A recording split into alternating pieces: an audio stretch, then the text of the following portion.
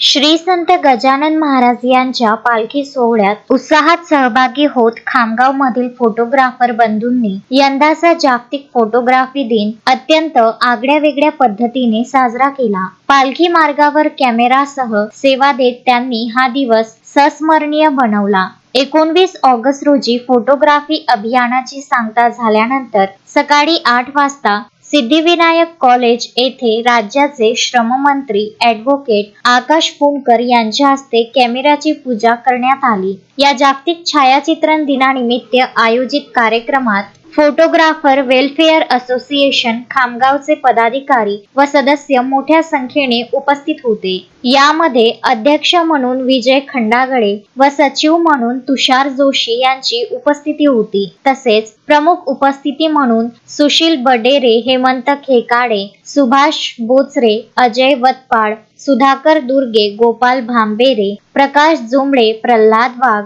ऋषभ भोसले, गोविंदा वानखेडे, दिनेश उखडकर, राम जोशी, संजय सोनोने, समाधान लोखंडे, सचिन पाटील, गणेश माकोडे, अविनाश शेळके, धनराज बुधवानी आदी उपस्थित होते। सर्व फोटोग्राफर बंधूंच्या सक्रिय सहभागामुळे हा पालखी सोहळा आणि फोटोग्राफी दिनाचा कार्यक्रम अत्यंत उत्साहात पार पडला। मोहम्मद फारूक, विदर्भ न्यूज, खामगाव।